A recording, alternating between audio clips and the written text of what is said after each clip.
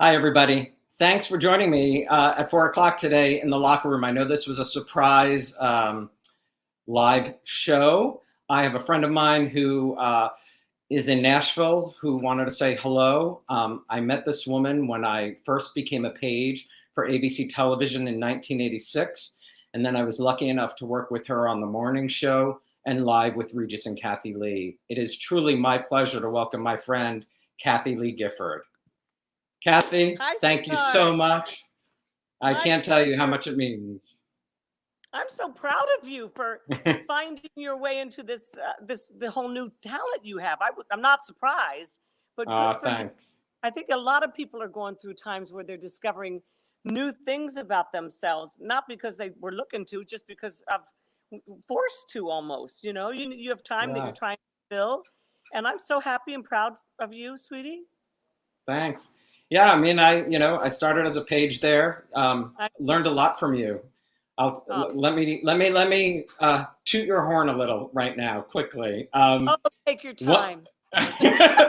the one thing that I was amazing to me, and everybody could take a page, is you knew everybody's name from Letha at the front door Oh, at the morning yeah. show Yeah. to all of the pages and everyone on your staff. That Uh, truly impressed me. And just you were always prepared for the morning show and then live with Regis and Kathie Lee.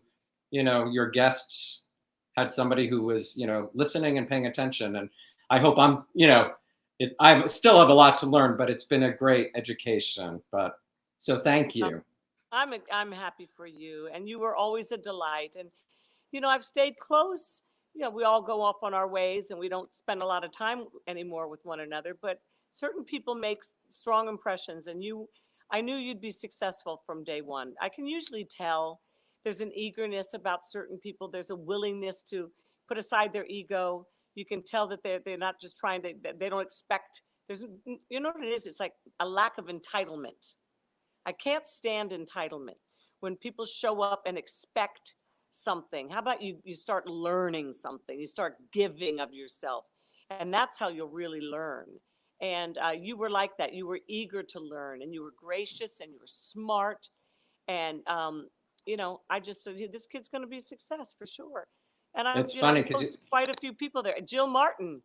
Jill Martin's one of my closest friends now. She was she wasn't a page, but she was an intern at Regis and yeah. Kathie Lee. Now she's queen of QVC and one of my closest friends. The day I retired from just the Today Show, didn't retire, but the day I left the Today Show, Joanne Lamarca, our executive producer, and Uh-huh. Jill Martin, and I got on a plane and flew right here to Nashville to celebrate. So, it's some people last a day in your life, other people last a lifetime. So I'm happy I to mean, see you. And how long do you it's think a you're going to long be on time. lockdown there? New Yeah, Jersey, it is. you know what? It's going to be still a few weeks, I think, for us. They are opening the beaches Memorial Day, but with restrictions and Yeah, of social course. distancing, which is fine. But we'll see what happens. One of the other great stories that I've shared, here and there with people, is we had some guests on the morning show. We had homeless folks on, and you probably really don't remember this, but I'm No, I saying this do. because I know your generous heart. Um, you gave me your ATM card and just asked me to go and get some money and not say anything and just give it to those folks and stuck. You just taught me the power of giving at a young age, and I appreciate that a lot.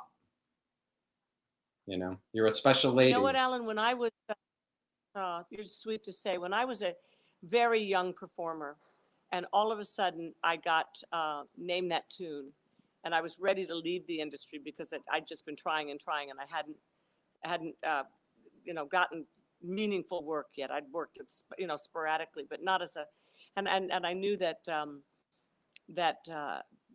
Name That Tune was going to change my life, and it did. My life was never the same after that. But I remember going for the first, what was it? It was like the first time I drove onto the NBC lot in Burbank, where the Tonight Show traditionally was, and it was just, this was like a huge thing. And Was my that for mom, Days of Our Lives? Because you did didn't you do Days of Our no, but I Lives? got fired Days of Our Lives. That I get fired. I got fired. I got kicked out of the Brownies when I was 8 years old. I got kicked out of the Junior Miss pageant. There is hope for people that get kicked out of things. I've never been much. I'm not much of a joiner. I'm a little bit of a rebel. I know people don't think of me that way, but I don't like stupid rules. I don't mind rules if they're smart and they protect people and they're good, but I don't like stupid ones. And so both times of those things I was kicked out of because it was stupid rules. But anyway, that's a whole other story. But I was going through the gate. It was a security guard there. And I had prayed that morning. I said, Lord, I think this is probably going to change my life. But I pray that my prayer was, and I know the Lord heard it because he has reminded me of it every day since. I said, Lord, I don't know what the future has for me, but I know you hold my future. And just no matter what happens, Lord, give me a love for the person, for everybody on every set, whether they're the least among us, in terms of the way the world looks at them, like the person that cleans your bathrooms on set, or the person that takes the garbage out, or the person that. And that's why I started learning everybody's names early on. And I said, Lord, give me the same love for them as I automatically have for the executive producer who hired me. And so I don't even know why I'm telling you this story, but I walked in for the first day of shooting of Name That Tune. There was a very sweet African-American security guard at the gate. And my mom and dad were with me, and they came for my first tapings. And I had to learn 200 songs in 5 days. And we I shot love them Joni and all. FB. Oh, aren't they? They were so sweet. And so I got through how many weeks of taping we had, and I was leaving and said goodbye for the last time to that same gentleman at the gate. And my father was walking out with me, and he said to my dad, whom he knew by then, he said, Mr. Epstein, can I say something to you? And this makes me cry to remember it. And my dad, you remember him, Alan, the sweetest man. And he Sweetest. said, Mr. Epstein, I just want to tell you something. Every time your daughter came through the gate, love came with her. Mm. And my daddy started to cry, and I just thought that's a prayer the Lord is happy to answer. When you pray something that is in his will, help me to treat every single person exactly the same, Lord. You love them all. They are precious to you. No matter where they come from, what they've been through, what's in their bank account, or what trophies are on their shelves, we're all just his creation, and he loves us all. So, I've just been blessed to be able to make my living doing what I love to do. But I've also been able to be a blessing because of what I do. And other people have been a blessing to me. And you were a blessing to me. And the fact that we're still talking now, how many decades later, is so nice. A lot. It Yeah, is. a It's lot. amazing. And part of why I started this was to try to bring smiles right now. And Right. you were on just before Easter with Hoda, which George, one of my friends who wrote on the side here, just said his favorite show ever. But you said you weren't on during 9/11, I don't believe anymore, and you weren't on at this time. And it's true, you do bring comfort to people, and that's why I'm so thankful, just for you to, people to see your face right now and say hello. Fans are all saying hello to you and sending love. Thank you. We Well, all need I it right wouldn't be now. here. I wouldn't still be working if it weren't for people that have believed in me and supported me, no matter what they read about me in the papers that was not true, or what they heard about me that was just malicious or salacious or whatever. They somehow stuck with me. And I'm just, deeply grateful for the people in my life that are, I learned years and years ago that I was never going to be everybody's cup of tea, but I would be a lot of people's Pinot Grigio. you know, I It's knew who I true. was doing a show for. I knew my audience. I didn't bother with the critics. I've outlived almost all of them. They've given up on trying to ruin me because I'm just still here and still kicking. And but I've always prayed for the people that wanted to hurt me or maligned me or just said vicious things. I always thought, that hurt people. And it always comes from a place of woundedness. And if you can just stop from your own hurt long enough to realize that they wouldn't be saying that or doing that if they hadn't been deeply hurt themselves somewhere along the line. We're not born evil. We're not. We become evil. Everything's learned. Everything that, sadly, Right. racism, all of that Yep. is just Phobia, all of it, misogyny, correct. all of it is learned behavior, and usually from watching our parents, sadly. And you knew Yes, Joey, and you also received great love from them. I know, because my mom, absolutely. everybody was so. My daddy would never say thank you. He'd say thank you kindly. Thank you Yep, kindly. and your sister Missy and Shaney and Mm-hmm. all of them. I haven't seen them in Yep. decades. Please give Yeah, them my they're love. doing well. They're doing well. My brother Dave. I was just blessed to have a family like that. And so many people. The American family is disintegrating before our eyes, in so many areas of our world, of our country, and it's responsible for the breakdown of our civilization, our culture, our civility to one another, our respect for one another. If we're not taught that at home, we're not gonna have those skills. We're not gonna know how to talk to people. If we're only taught, if we've only been yelled at, that's the only language we know, and we're going to yell at others. So that's why it's just important um, to maintain the family unit. And we've become so trivialized in our world about it. People get married, they get a hangnail, so they get divorced. I'm being metaphorically, but you Right. know what I'm saying. And people go into things lightly because we live in a disposable society. Oh, I don't like that kind of shampoo. I'm going to throw that away and get a different kind. And the media is responsible for 90% of that.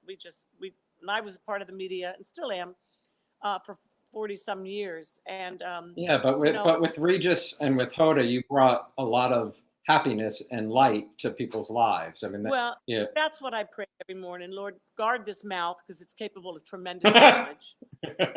And but I don't ever mean to. But I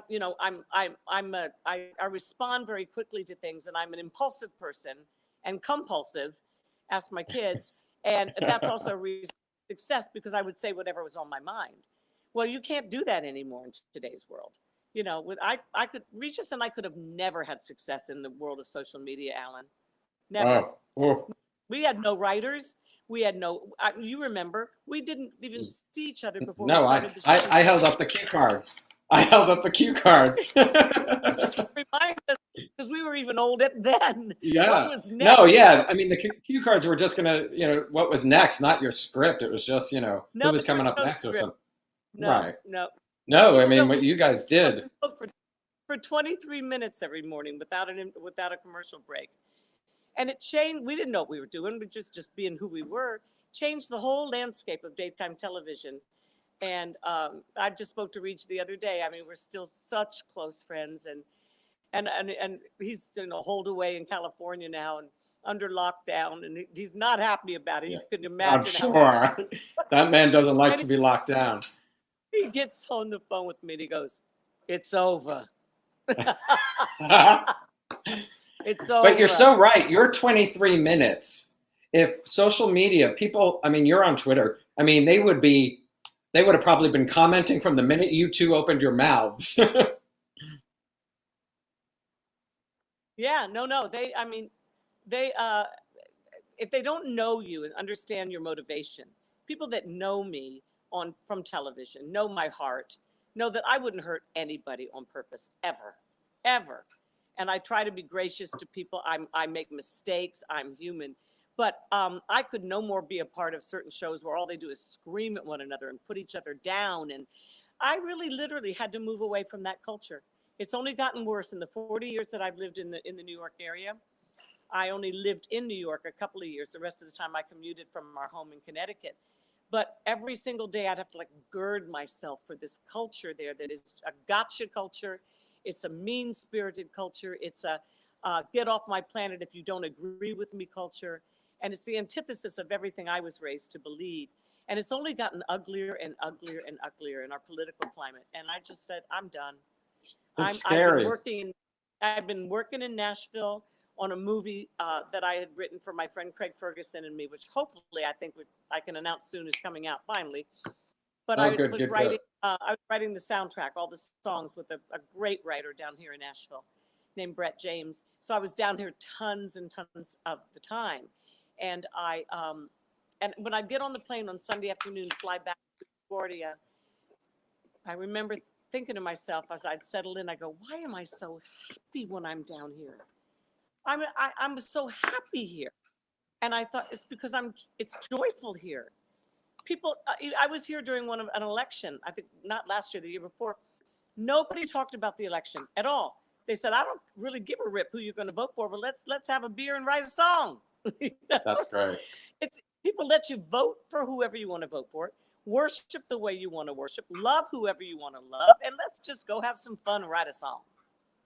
I hear beautiful things about Nashville. I haven't spent much time, just a business trip a long time ago. It is, well, it's a different city now than the one I moved to a year and a half ago. I bought my first place here a year and a half ago, and 7 months ago moved into a bigger place because I realized how much I loved it here, and this was going to be my home. So I'm a Tennessee resident now. I got sick of paying taxes in Connecticut and in New York, and still driving over the same damn potholes every year on the same highways for 40 years. So Did you ever think you'd be living anywhere else? Did you really ever think from the East Coast? Did you? I thought I would move to California probably, and just to be close to my children. But Right. now they want to move out because California isn't what it used to be at all. It's divided. It's the politically charged. It's what's the word? It's also the taxes there are insane. People leave eventually when they're taxed out of what they're willing to, I don't mind taxes. I want them to be fair, and I've never done anything but pay my taxes. But when you can't, it gets so ridiculous that you literally just work so you can pay your taxes and not for how you can live your life. There's something wrong. There's something terribly, terribly wrong.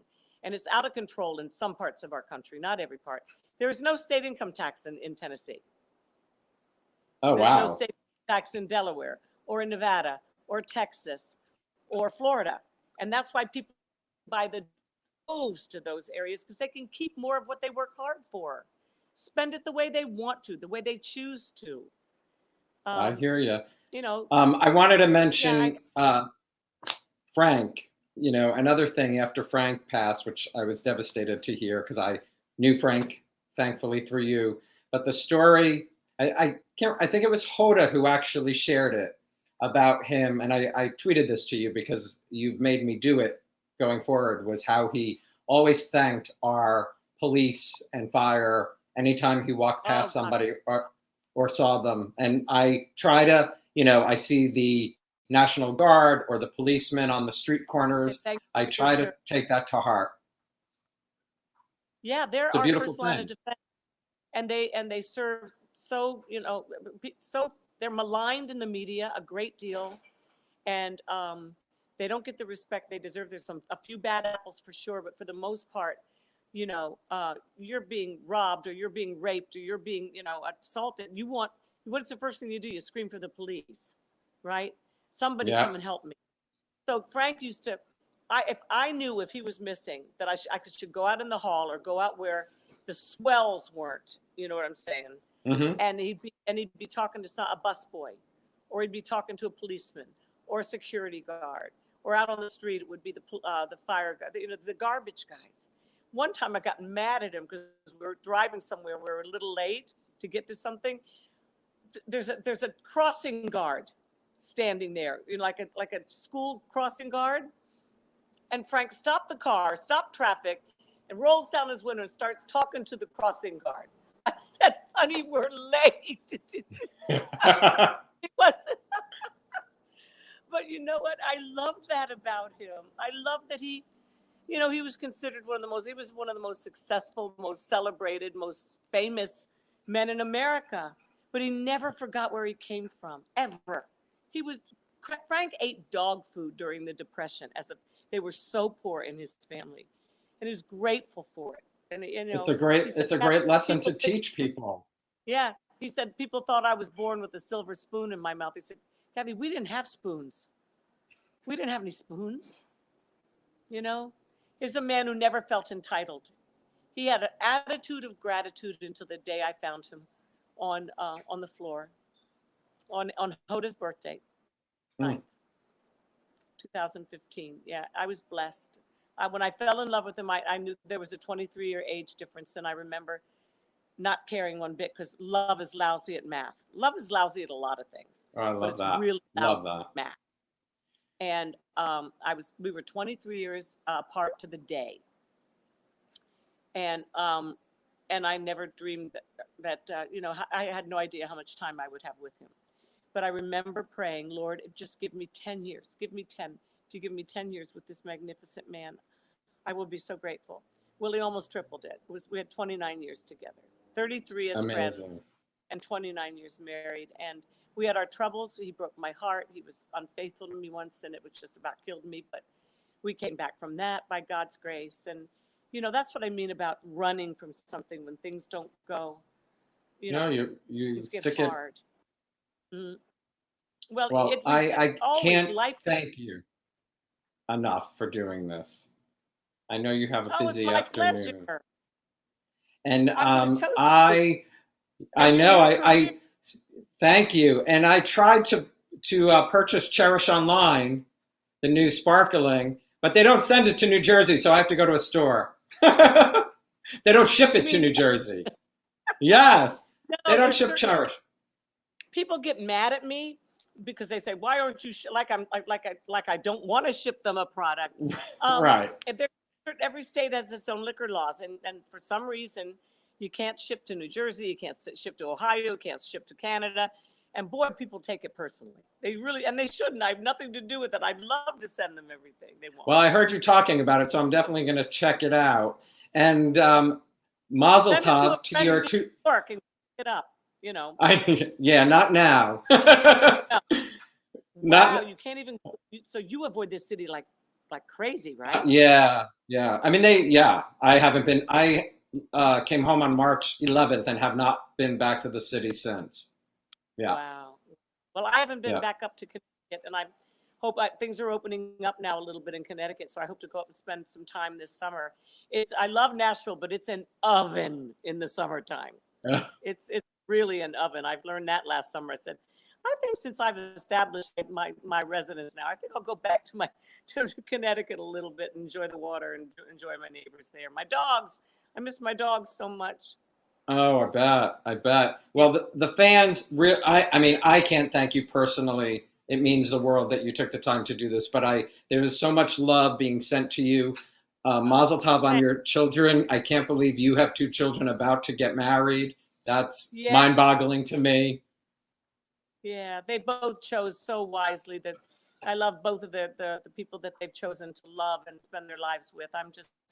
I've spent the last 6 weeks with Cassidy and her fiance and his family, and oh my gosh, it's such a joy. It's just a joy to be with them, and Cody's fiance Erica, beautiful girl. All you care about is that your children are happy and healthy. And there's an old saying that says you're only as happy as your least happy child. And that's true. And I think I'm in a really good season in my life now. The work I'm doing here with my oratorios and the songs I'm writing with different people here. And there's a creative energy that's happening in my life that I haven't had in New York or Connecticut. I can't wait to see the movie with Craig. I can't wait to see you two together. Then Came You, and hopefully it'll have an announcement soon. Good. I love you so much.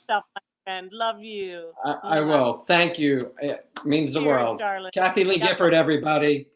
Bye. Bye. Thanks, everybody. Thanks so much for tuning in. Kathie wanted to say hello to you all, and I so appreciate that. Have a good day.